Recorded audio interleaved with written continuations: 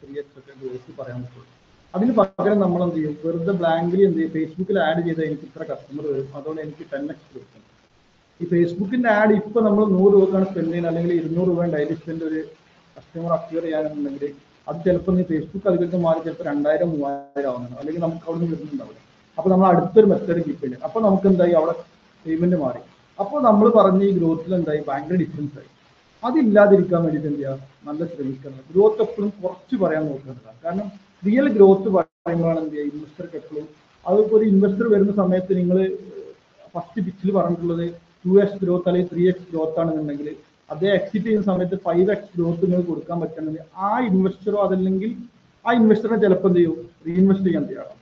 അതേപോലെ തന്നെ എന്ത് ചെയ്യും, അദ്ദേഹത്തിന്റെ റെഫറൻസിൽ തന്നെ എന്ത് ചെയ്യും, അടുത്ത ആളുകൾ ഇൻവെസ്റ്റ് ചെയ്യാൻ വരുന്നത്. ഇപ്പൊ കേരളത്തിലുള്ള പല സ്റ്റാർട്ടപ്പുകളും ഇൻവെസ്റ്റ് ചെയ്തിട്ടുണ്ടാണ് ഇങ്ങനെ വന്നിട്ടുള്ള റെഫറൻസിൽ വന്നിട്ടുള്ള. അതിന്റെ കാരണം എന്താണെന്ന് വെച്ചാൽ ഇവിടെ റിയൽ ആയിട്ടുള്ള ഗ്രോത്തിന് 2-3 വർഷം എടുത്തിട്ട് തന്നെയാണ് ഇവരത്തേക്ക് അടുത്ത റൗണ്ട് ഫണ്ടിങ്ങൾക്ക് പോകാറുള്ളത്. അതിന്റെ കാരണം വെച്ചാൽ US ഉള്ള പോലെ ഒരു മാസീവ് ആയിട്ടുള്ള ഫണ്ട് ഇവർക്ക് വരുന്നില്ല എന്നുള്ളതാണ്. അങ്ങനെ വരുമ്പോഴാണ് എന്ത് ചെയ്യുന്നത്, 16 മാസം കൊണ്ടോ അല്ലെങ്കിൽ 12 മാസം കൊണ്ട് എക്സിറ്റ് ചെയ്യുന്നു, അടുത്ത റൗണ്ട് ഫണ്ടിങ് വരുന്നു, CC വരുന്നു, CC അങ്ങനെ ഒരു ഭയങ്കര flow US Silicon Valley base ചെയ്തിട്ടുള്ള പോലെ തന്നെ ബാംഗ്ലൂരിലും കുറച്ച് അതിന്റെ ഒരു 70% ഉണ്ട്. പക്ഷേ കേരളത്തിൽ അത്ര ഇല്ല. അതുകൊണ്ട് തന്നെ ഉള്ള സ്റ്റാർട്ടപ്പുകൾ എന്താണ്, കൃത്യമായിട്ട് ഗ്രോത്ത് ഉണ്ട്, ആ ഗ്രോത്തിനനുസരിച്ച് എക്സിറ്റ് കൊടുക്കുന്നുണ്ട്, അടുത്ത റൗണ്ട് ഫണ്ടിങ് പോകുന്നുണ്ട്. അതേപോലെ തന്നെ എന്താണ്, നമ്മൾ ആരെ ഇൻവെസ്റ്റ്മെന്റ് ചെയ്യാൻ ചാൻസ് ഉണ്ട്, നമ്മൾ എന്ത് ചെയ്യുക, സ്റ്റാർട്ടിങ്ങിൽ തന്നെ നമ്മൾ എന്ത് ചെയ്യുക, ഏഞ്ചൽ ഇൻവെസ്റ്റർ ആണ്. നമുക്കൊരു 10 കോടിക്ക് താഴേക്ക് അല്ലെങ്കിൽ ഒരു 50 കോടിക്ക് താഴെ നമുക്ക് ഇൻവെസ്റ്റ്മെന്റ് വേണ്ടതെന്നുണ്ടെങ്കിൽ എന്ത് ചെയ്യുക, നമ്മളൊരു VC വെച്ച് പോകാതിരിക്കുന്നുണ്ടാവും. നമ്മൾ എന്ത് ചെയ്യുക, ചെറിയ ഏഞ്ചൽ ഇൻവെസ്റ്റേഴ്സ്, ഇൻഡിവിജ്വൽ ഇൻവെസ്റ്റേഴ്സ് ഒക്കെ ആയിട്ടുള്ള നമ്മുടെ ഫാമിലി ഇൻവെസ്റ്റേഴ്സിന്റെ അടുത്തൊക്കെ നമുക്ക് എന്ത് ചെയ്യാൻ പറ്റും, പിച്ച് ചെയ്യാൻ പറ്റും. ഇതിനെല്ലാം നമുക്ക് എന്ത് ചെയ്യാൻ പറ്റും, ലിങ്ക്ഡിനിൽ നമ്മൾ ചെയ്യുന്ന ഓരോ ആക്ടിവിറ്റിയും ഇതിന്റെ ഒരു ഭാഗമാണുള്ളത്. അതായത് ആദ്യത്തെ ദിവസം നമ്മൾ എന്ത് ചെയ്യുന്നു, ഒരു പിച്ചിനുള്ള വേണ്ടിയിട്ടുള്ള ഒരു മെസ്സേജ് അയക്കുന്നു, ഫസ്റ്റിലെ പിച്ച് പോകുന്നു, അത് കഴിഞ്ഞിട്ട് എന്ത് ചെയ്യുന്നു, നമ്മൾ ടെസ്റ്റിമോണിയൽ കൊടുക്കുന്നു. അതായത് എനിക്ക് ഒരു 5 ദിവസം കഴിയുമ്പോൾ നമ്മൾ ആ ബിസിനസിന്റെ അപ്ഡേറ്റ് ആണ് പിന്നെ അദ്ദേഹത്തിന് അറിയിക്കുന്നത്. നമ്മൾ പിച്ച് ഇത് ചെയ്യുന്നില്ല, പണം ചോദിക്കുന്നില്ല. ശരിക്കും പണം ചോദിക്കുമ്പോൾ എപ്പോഴും എന്താണ് ഇൻവെസ്റ്റർ എക്സിറ്റ് ചെയ്ത് പോകുന്നത്, നമ്മൾ ചാറ്റ് നിർത്തുന്നില്ല. അപ്പൊ അതിന് പകരം എന്ത് ചെയ്യാം, നമ്മൾ 5 ദിവസം കൊണ്ട് നമുക്ക് വന്നിട്ടുള്ളത് ഇത്രയാണ് ട്രാക്ഷൻ. ഞങ്ങൾക്ക് എന്ത് ചെയ്തു, ഇന്നലെ 100 കസ്റ്റമർ ഓൺബോർഡ് ചെയ്യാൻ പറ്റി, അതിൽ എന്ത് ചെയ്തു, 70 കസ്റ്റമർ നമുക്ക് എന്ത് ചെയ്തു, പേ ചെയ്തിട്ടുണ്ട്, അല്ലെങ്കിൽ 10 കസ്റ്റമർ പേ ചെയ്തു. അടുത്ത ദിവസം എന്ത് ചെയ്യാൻ, നമ്മളെ പ്രൊഡക്റ്റിന്റെ ലൈവ് കൊടുക്കുക. അപ്പോൾ അയാൾ എന്തെങ്കിലും യൂസ് ചെയ്യാൻ പറയാം, എന്നിട്ട് അവരുടെ എക്സ്പീരിയൻസ് എടുക്കണം, അതിൽ എന്തൊക്കെ ചേഞ്ചസ്.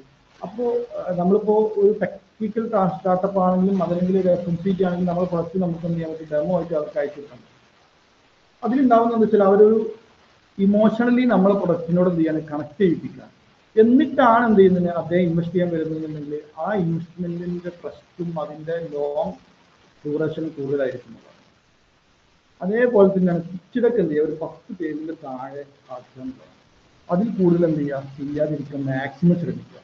അങ്ങനെ ഉണ്ടാകുമ്പോൾ ഒരു പ്രശ്നം എന്താണെന്ന് വെച്ചാൽ ഒരാളും എന്ത് ചെയ്യില്ല, ഇപ്പോൾ സെക്കൻഡുകളുടെ വാല്യൂ ഉള്ള സമയം. കാരണം ഇപ്പോൾ അറിയാം, എല്ലാവർക്കും അറിയാം, ഷോർട്ട് വീഡിയോ ഒക്കെ 1 മിനിറ്റ് താഴെ 30 സെക്കൻഡുണ്ട്, 10 സെക്കൻഡിൻ്റെ സ്റ്റോറി സമയം കഴിഞ്ഞിട്ടുണ്ട്. സ്നാപ്ചാറ്റും കൂടി വന്നതോടെ അത് വീണ്ടും കുറഞ്ഞില്ല.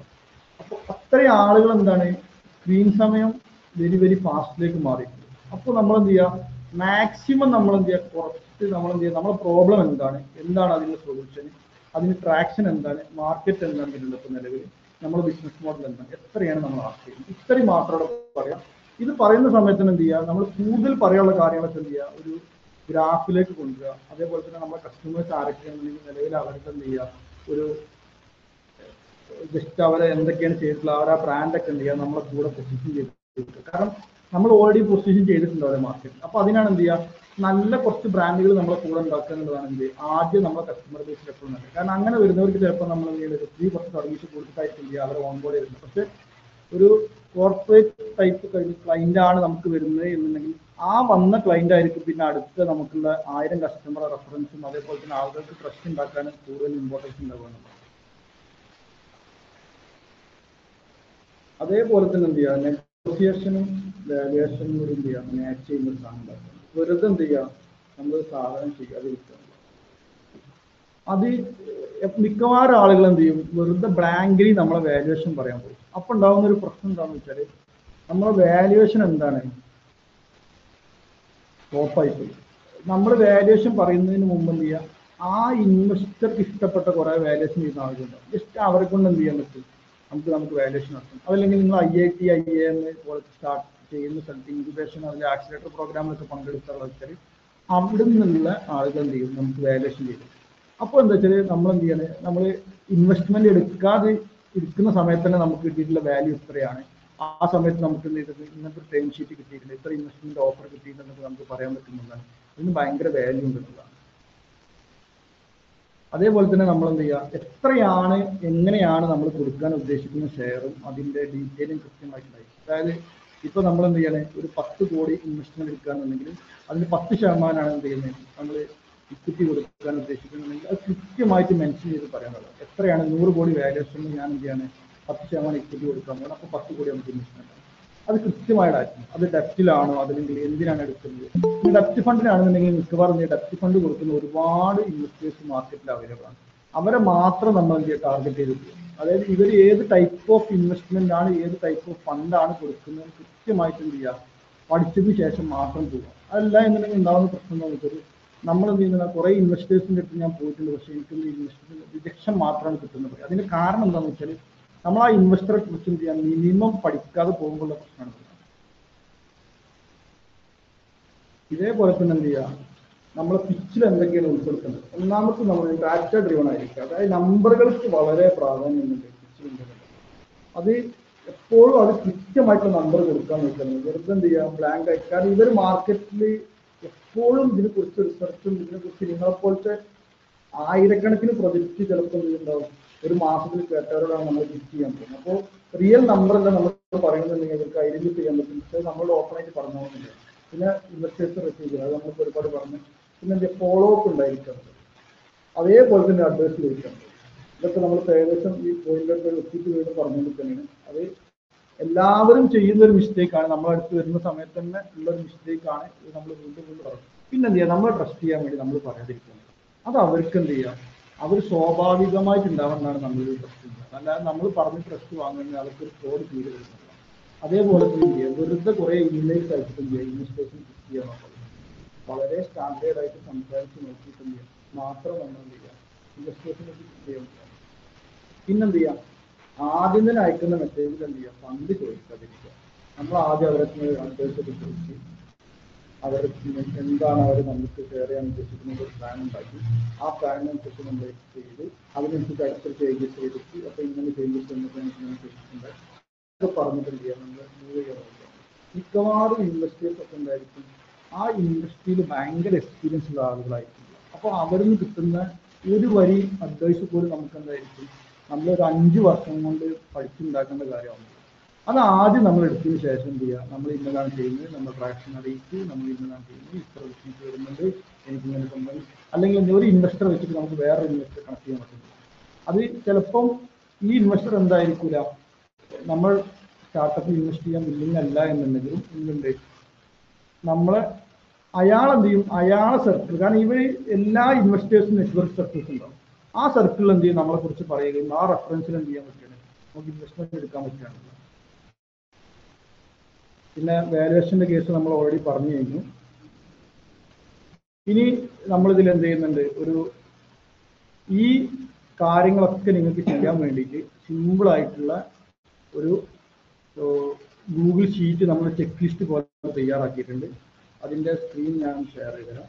ജസ്റ്റ് അതും കൂടി ഞാൻ എന്ത് ചെയ്യാം നമുക്ക് കവർ ചെയ്യാം.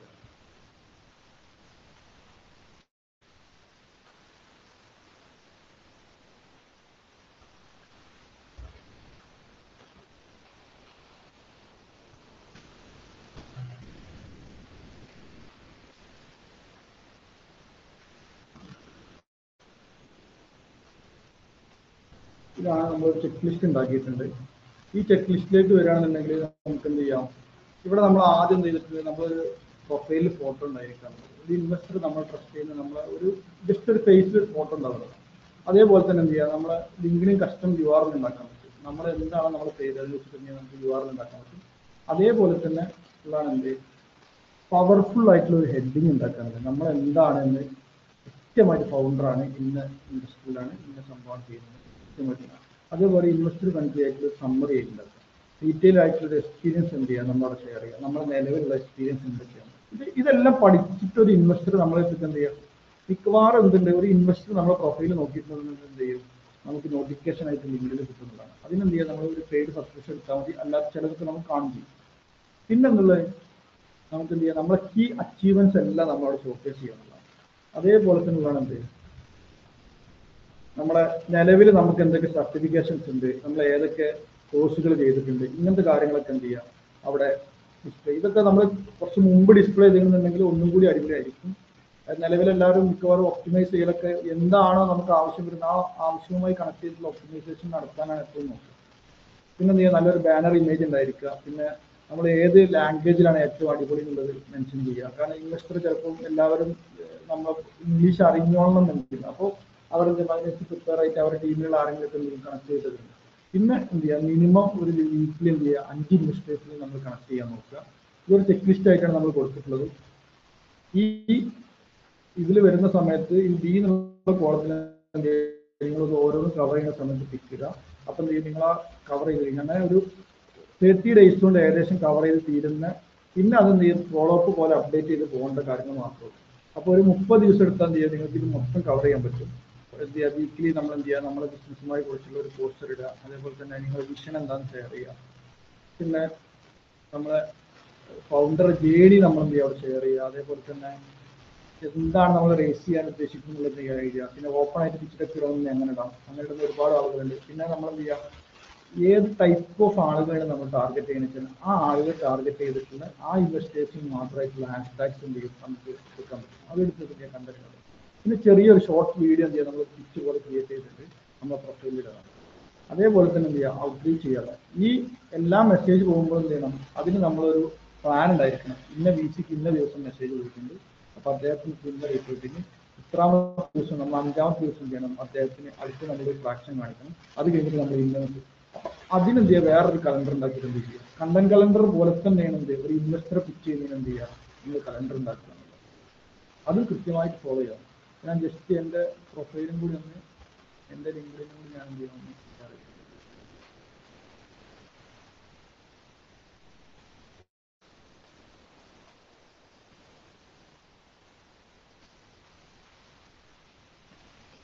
അപ്പൊ ഇവിടെ ഞാൻ എന്ത് ചെയ്തിട്ടുണ്ട്, എൻ്റെ പേര് മെൻഷൻ ചെയ്തിട്ടുണ്ട് കൃത്യമായിട്ട്.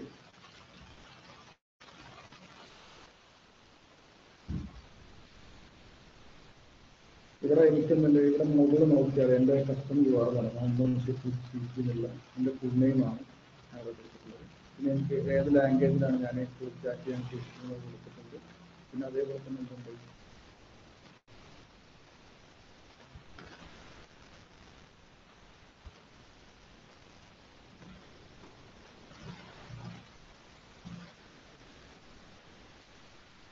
പുറത്ത് ഞാൻ എന്തൊക്കെയാണ് ചെയ്യുന്നതെന്ന് കുറച്ച് ഹെഡിങ്സ് കൊടുത്തിട്ടുണ്ട്. അതിന് താഴെ എന്ത് ചെയ്തിട്ടുണ്ട്, ഞാൻ എൻ്റെ ലൊക്കേഷൻ കൊടുക്കുന്നത്, കോൺടാക്ട് ഇൻഫർമേഷൻ കൊടുത്തിട്ടുണ്ട്. എൻ്റെ പ്രൊഫൈൽ ലാസ്റ്റ് വീഡിയോയിൽ 82 പേരാണ്. ഈ 7 days കൊണ്ട് എൻ്റെ അക്കൗണ്ടിൽ റീച്ച് ചെയ്തിട്ടുള്ളത് 723 പേരാണ്. ഇത് ജസ്റ്റ് ഇവിടെ കാണാം. നമുക്ക് ഏത് ടൈപ്പ് ഓഫ് ആളുകളാണ് ഈ വീക്കിലി എൻ്റെ പ്രൊഫൈലിൽ വന്നത് നമുക്ക് എടുക്കാം. അപ്പോൾ ഇൻവെസ്റ്റേഴ്സ് എന്ത് ചെയ്യുന്നത്, നമ്മൾ ആരെയാണോ നമ്മൾ റീച്ച് ചെയ്യാൻ ഉദ്ദേശിക്കുന്നത് അവർ നമ്മളിലേക്ക് വരുന്നുണ്ടോ എന്നുള്ളത് എന്ത് ചെയ്യും, കൃത്യമായിട്ട് നമുക്ക് കാണാൻ പറ്റും. ഓരോരുത്തരും എന്ത് ടൈപ്പ് ഓഫ് ആളുകളാണ് നമുക്ക് വരുന്നത്. അതേപോലെ തന്നെ എന്ത് ചെയ്യുക, നമ്മളെ എബൌട്ട് കൃത്യമായിട്ട് പറയാം. നമ്മൾ എന്താണ് ചെയ്തിട്ടുള്ളത്, നമ്മുടെ നിലവിലുള്ള എക്സ്പീരിയൻസ് എന്താണ്.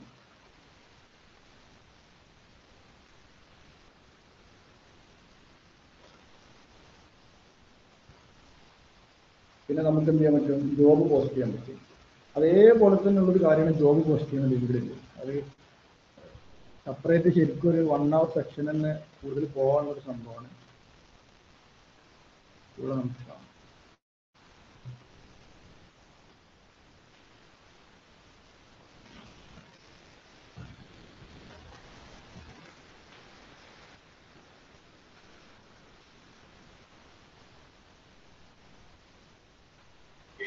ഇവിടെ ഞാൻ എബൌട്ട് കൊടുത്തിട്ടുണ്ട്.